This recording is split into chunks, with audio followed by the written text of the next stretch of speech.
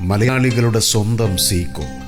എയർമെയിലിൽ കത്തെഴുതിയിരുന്ന മറുപടി കത്തിനായി 1 മാസം വരെ കാത്തിരിക്കേണ്ടി വന്നിരുന്ന ആ പഴയകാല പ്രവാസികളുടെ സങ്കടങ്ങളും സന്തോഷങ്ങളും, എന്തിനേറെ വിവാഹാലോചനകൾ പോലും നടന്നിരുന്ന ദമാമിലെ ആ പഴയ സീക്കോ.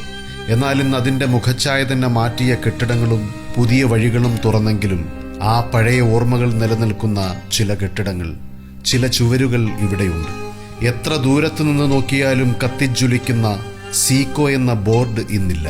മരുഭൂമിയുടെ പല ദിക്കുകളിൽ ജോലി ചെയ്തിരുന്ന അന്നത്തെ നമ്മുടെ സഹോദരങ്ങൾ, ലാൻഡ് ഫോണുകളില്ലാതിരുന്ന കാലം, കത്തുകളിലൂടെ മാത്രം വിവരങ്ങൾ കൈമാറിയിരുന്ന കാലത്ത് നാട്ടിലൊരു വിവാഹാലോചന വന്നാൽ ദമാമിലോ ഖോബാറിലോ അടുത്ത പ്രദേശങ്ങളിലോ ജോലി ചെയ്യുന്ന ആരെങ്കിലും ബന്ധുക്കളോ പരിചയക്കാരോ ഉണ്ടെങ്കിൽ അടുത്ത വെള്ളിയാഴ്ച സീക്കോയിൽ വാ, നമുക്ക് അവിടെ വെച്ച് കാണാമെന്ന് പറയും. നാട്ടിലെ ഒരു വിവാഹം വേണോ വേണ്ടയോ എന്ന് പോലും തീരുമാനിച്ചിരുന്ന ഇടമാണിത്. നാട്ടിലൊരു മരണം വന്നാൽ ബന്ധുക്കളും സുഹൃത്തുക്കളും പരിചയക്കാരും ഈ വഴിയോരങ്ങളിൽ കണ്ടുമുട്ടും.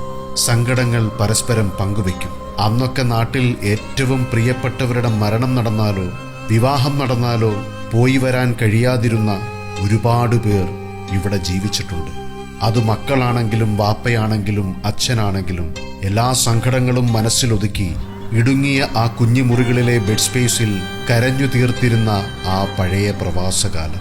4-5 വർഷങ്ങൾ കൂടിയിരുന്നാണ് നാട്ടിൽ ലീവിന് പോകുന്നത്. ആ ലീവ് കാലത്തേക്ക് പ്രിയപ്പെട്ടവർക്ക് കൊണ്ടുപോകാൻ കമ്പിളിപ്പുതപ്പും അത്തറും, അളിയന് വാച്ചും, പെങ്ങൾക്ക് മാലയും, കുഞ്ഞുങ്ങൾക്ക് കളിപ്പാട്ടവും ചോക്ലേറ്റും, വാപ്പയ്ക്ക് ടോർച്ചും, ആ പഴയ നാഷണൽ ടേപ്പ് റെക്കോർഡറും, അമ്മയ്ക്ക് ടൈഗർ ബാമും വാങ്ങാൻ വെള്ളിയാഴ്ച ദിവസം ഈ സീക്കോയിലെത്തുമായിരുന്നു. അടുത്ത വർഷമാണ് ലീവെങ്കിലും 1 വർഷം മുന്നേ കയ്യിൽ കരുതുന്ന ചെറിയ റിയാലുകൾ കൊണ്ട് ശേഖരിക്കുന്ന ആ പഴയ ഗൾഫുകാരന്റെ മണമുള്ള ഉൽപ്പന്നങ്ങൾ നമ്മൾ എത്രയോ അനുഭവിച്ചിട്ടുണ്ട്. പുതുതലമുറയ്ക്കൊട്ടും പരിചയമില്ലാത്ത, പറഞ്ഞാൽ വിശ്വസിക്കാൻ പോലും കഴിയാത്ത ഓർമ്മകളുടെ ആ പഴയ കാലത്തേക്ക് ഒന്ന് തിരിച്ചു പോകാൻ പറ്റിയിരുന്നുവെങ്കിലെന്ന് പലരും ചിന്തിക്കുന്നുണ്ടാകും. എന്റെ മനസ്സ് പോലും വിങ്ങുന്നുണ്ട് ദമാമിലെ സീക്കോയിലെ ആ പഴയ കഥകൾ കേട്ടപ്പോൾ.